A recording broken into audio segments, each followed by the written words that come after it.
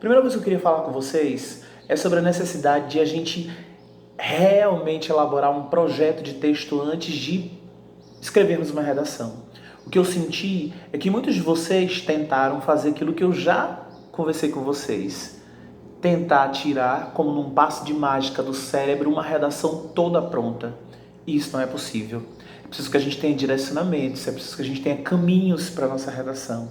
Então, o primeiro passo que eu queria refletir com vocês é sobre o projeto de texto. Então, o que seria esse projeto de texto? Seria um alinhamento daquilo que a gente pensa a respeito do que a gente realmente quer colocar no papel. Por exemplo, eu pedi que vocês escrevessem sobre as dificuldades que nós temos no Brasil, dos dias atuais, de convivermos em sociedade. Só que se você for escrever sobre isso, você vai passar a vida inteira escrevendo, porque são muitos caminhos por onde você pode ir. Então o primeiro passo que você deveria ter feito é ter listado, né, uma sequência de possibilidades. Por exemplo, as dificuldades de conviver dentro do ambiente do negro, dentro do ambiente do índio, dentro do ambiente dos surdos, dentro do ambiente das mulheres, dentro do ambiente dos jovens, dentro do ambiente da tecnologia. Muitos de vocês não conseguiram fazer isso. Por outro lado, a gente tem uma grande massa de redações que conseguiram delimitar o seu tema. Então fica aqui o nosso primeiro recado. A gente precisa caprichar mais na delimitação do tema. Teremos oportunidade para ver isso mais detalhadamente nos nossos encontros. O segundo ponto que eu queria ver com vocês é sobre a introdução. Assim como a gente já conversou, né, no nosso curso, assim como eu já mostrei na apostila, eu preciso intensificar com vocês a necessidade de que vocês trabalhem o que a gente chama de tema, o que a gente chama de tese. Tema, tese são absolutamente indispensáveis para a redação. E muitos de vocês tiveram problemas com isso. E sabe o que eu senti? Eu senti que muitos de vocês tiveram problemas com isso porque vocês também não usaram produto cultural. Sabe da importância do produto cultural dentro da introdução? O produto cultural é o pontapé inicial para a tua reflexão. Se você começa fazendo uma reflexão a partir de um produto cultural, que pode ser um filme, que pode ser uma citação, que pode ser um livro, que pode ser uma música, enfim, uma referência cultural, depois você volta para contextualizar, traz para os dias atuais, o que o tema já te ajudava. Os desafios de conviver em sociedade no Brasil nos tempos atuais, para você poder encerrar o parágrafo com a sua tese. Então, para ajudar vocês que tiveram essa dificuldade, vamos analisar agora uma introdução das nossas, né? Das nossas redações, que eu julgo que pode nos direcionar. Então, a gente tem aqui um modelo de uma introdução que pode nos ajudar muito. Leiamos. O filme Parasita retrata uma sociedade degenerada, a qual tem suas relações baseadas no desrespeito e no egocentrismo. Por conseguinte, não são raros os conflitos entre famílias. Fora da ficção, odiernamente, no Brasil, percebe-se uma situação semelhante quando o assunto é os desafios de viver em sociedade. Isso se perpetua não só pelo preconceito, como também pelo individualismo presente no corpo social. Bom, se vocês perceberem, de propósito, essa introdução está aqui apresentada em cores para que a gente perceba a relação, a correlação que existe entre o produto cultural, a contextualização e a tese. Vejam que a parte em vermelho corresponde à referência cultural.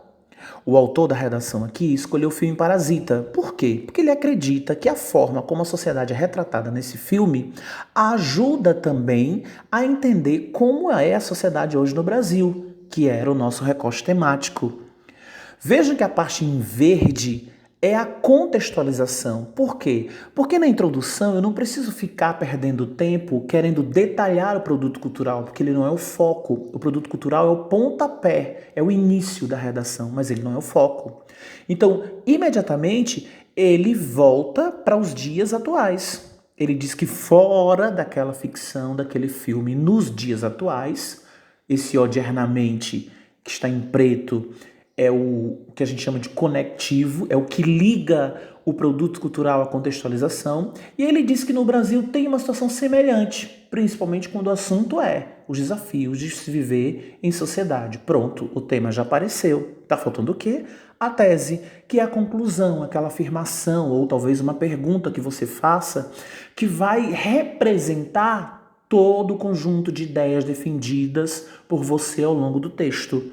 E aí ele afirma, como se fosse um cientista, como se fosse um doutor dessa situação.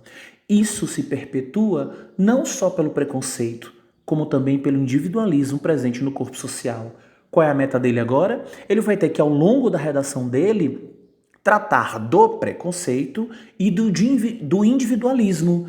E ele vai ter que provar com seus exemplos, com seus argumentos, com suas citações, que esses dois tópicos são responsáveis pelos desafios de se viver em sociedade, sobretudo nos dias atuais no Brasil. Ok? Chegou a hora de a gente conversar agora sobre o calcanhar de Aquiles de muitos de vocês, né? Eu queria conversar com vocês sobre o desenvolvimento partindo de uma ideia que eu sempre trouxe comigo, não é? Desde minha vida de estudante. Um argumento, ele só pode ser considerado válido quando ele não aceitar, quando ele rebater, quando ele devolver todas as perguntas que se possa fazer. Então, se você afirma uma coisa e alguém pode te perguntar onde isso aconteceu, esse argumento não é válido. Se você conta um fato e alguém te pergunta quem pode provar isso, então esse argumento não é válido. Se você descreve uma situação e é possível se perguntar, cite um exemplo, diga onde isso aconteceu, então esse argumento não é válido. E foi esse o nosso principal erro em referência ao nosso desenvolvimento.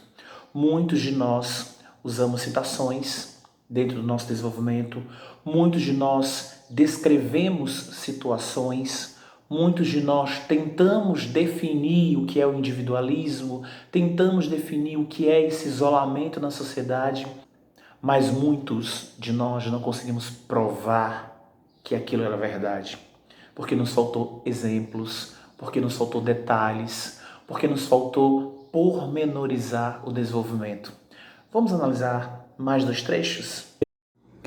É importante, em primeiro plano, apontar que a conjuntura política do país é contraproducente.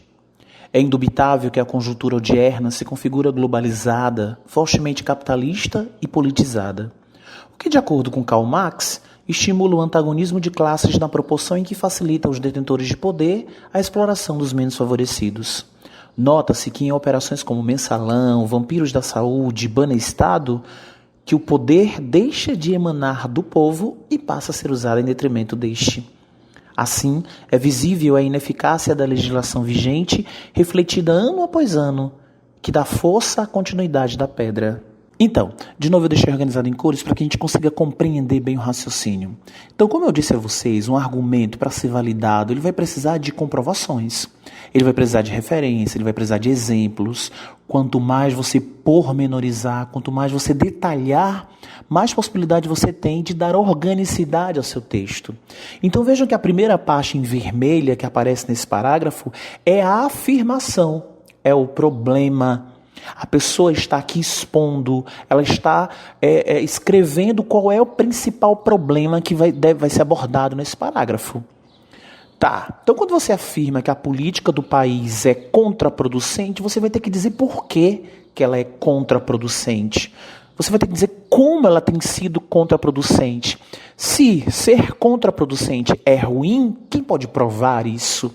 Não é? Porque só você não vai ser capaz, né? Porque você não é nenhum cientista ainda, você não é nenhum doutor, então você não consegue só com suas palavras provar que alguma coisa é verdade. Então veja que logo em seguida é dito que a conjuntura brasileira atual, ela é globalizada, ela é capitalista e ela é politizada. Isso é ruim? Em que aspecto isso é ruim? Então você pensa que é, então me prove.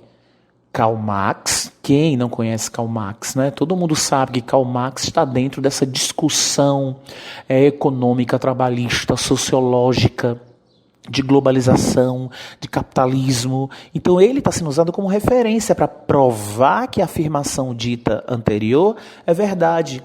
E ele disse que toda essa conjuntura globalizada, capitalista, politizada, ela facilita o antagonismo. Sempre não.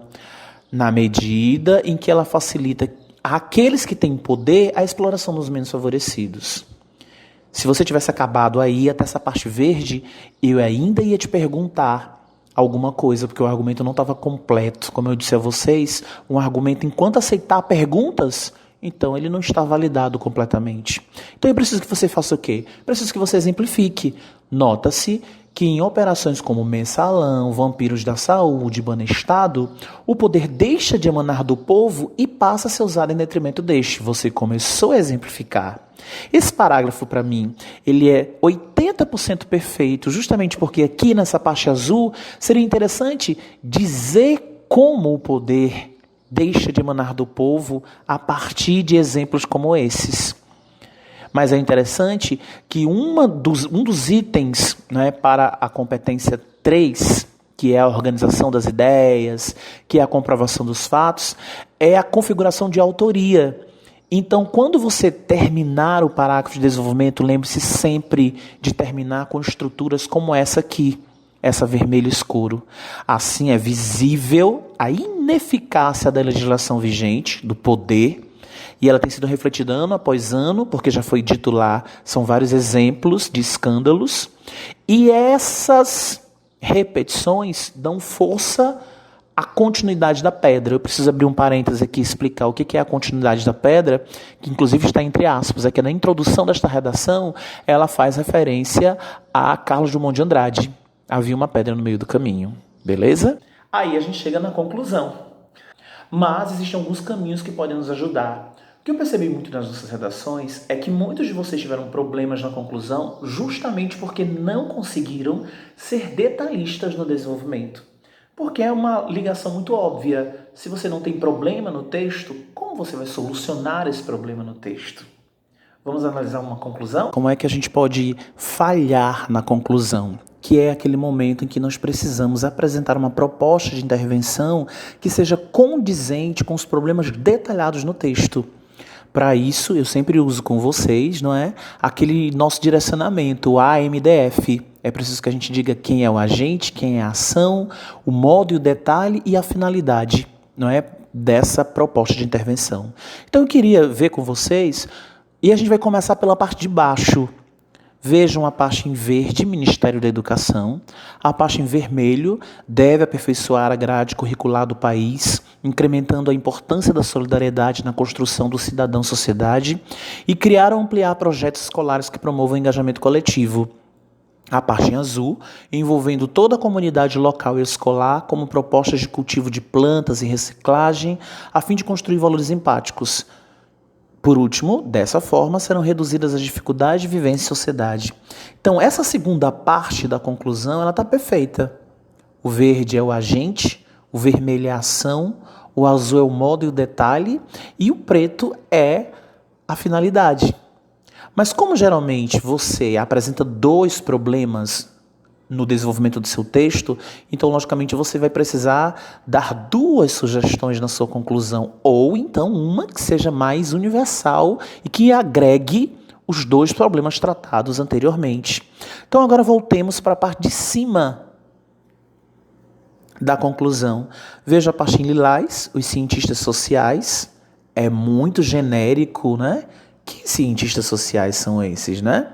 A parte em verde, criarem campanhas midiáticas sobre as consequências do individualismo excessivo, beleza, é a ação, mas vejam que aqui a gente não tem modo nem detalhe, a gente já pula para a finalidade, a fim de que os brasileiros tenham subsídios de conscientização acerca das possíveis dificuldades de vivência provenientes desse assunto. Amigos, não tem saída. Para que uma conclusão seja considerada perfeita, é preciso que a gente encontre os 5 agentes. O agente, a ação, o modo, o detalhe e a finalidade. E nós não precisamos perder tempo tentando detalhar quem é o agente, tentando detalhar quem é a ação, ou querendo ser muito específico na finalidade. O que nos interessa de verdade é o modo e o detalhe de como essa ação será realizada. Então é isso, meus amados.